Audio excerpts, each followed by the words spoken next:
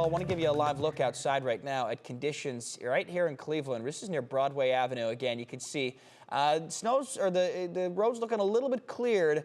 That right lane, maybe not as much, but if you are heading out today, just leave yourself a little bit of extra travel time because, again, we know we got some snow last night in Anthony. We've got some more on the way today. Yeah, many areas waking up to at least 2 to 4 inches of additional snowfall. So if you're going to be hitting the roads, firstly, allow for time for snow removal and check out the latest snow totals. As of 10 o'clock, this is right after that hit of widespread heavy blizzard-like conditions with that one snow squall that's pushed through around 9 and 10 o'clock. So Chagrin Falls, 10 inches of snow. This is as of 10 o'clock yesterday evening. So certainly you guys are waking up to possibly more than this. Solon over 8 inches. Pepper Pike also inside of Cuyahoga County on the east side over 5 inches of snow.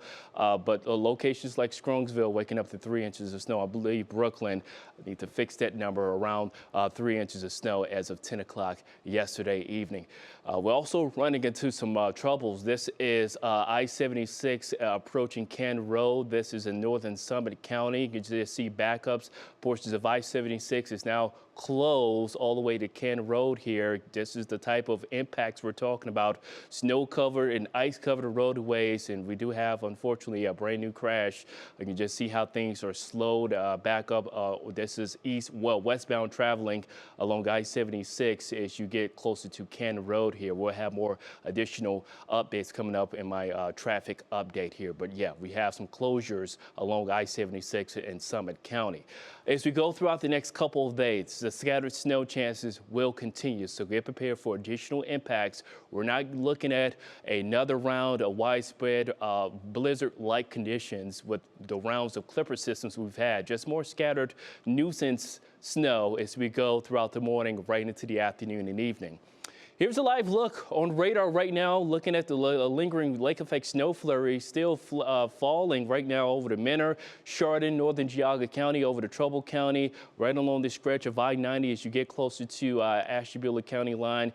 Just south of North Madison, right along 322. Travel's looking okay from Chester over to Orville, also along Auburn to Parkman. Just looking at some dancing little flurries activity right now, but nothing too organized. When it comes to the wind speeds, still looking at gusts could get as high as 20 to 25 miles an hour. So blowing, drifting snow. Still a likelihood near the lake shore, and we're still watching out for some lingering lake effect snow showers. They're still going in the upper Great Lakes, so that's going to be a likelihood with this northwest flow that will continue to flow in our direction. So downwind could see some additional lake effect snow for this morning. And then for this afternoon, we're going to be looking out for this another round of scattered to widespread snow showers that will be zipping through the lower Great Lakes and should be arriving as we get closer at 3 and 4 o'clock for this afternoon.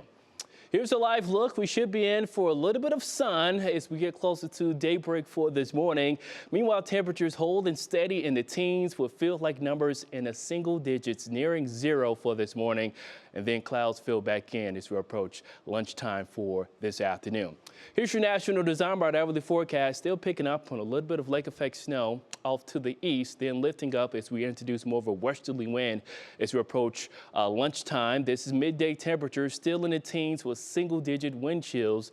And then as we get closer to 4 and 5 o'clock, here comes that clipper system, a fairly weak one, but still producing some light to moderate snow showers as we get closer to your evening ride home. So this could definitely slow down travel for the evening ride, and then turning more lake effect as we get closer to pre-dawn for tomorrow morning. Lingering for tomorrow morning, right into the early afternoon, we see winds return from the west and eventually from the southwest, and that's going to lift up the lake effect snow band for tomorrow afternoon. Between then and now, we could see a good coating of snow with the clipper system for this evening, and then with the lingering lake effect snow for tomorrow morning into the afternoon. The snowbelt area could see an additional 1 to possibly 5 inches of additional snowfall as we go throughout today, going into your Friday evening. So we get the lake effect snow out of here for tomorrow evening. High pressure slides in.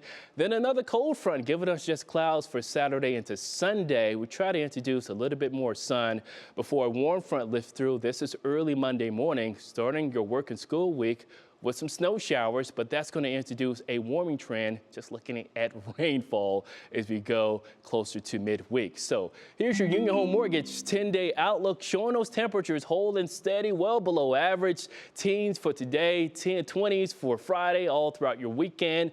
Trending drier for this weekend. Then a warm front giving us some scattered snow for Monday morning, then turning rain and milder for Tuesday and Wednesday. Temperatures nearing 50 by next weekend. How crazy to think where we could be here pretty soon. Anthony, thanks.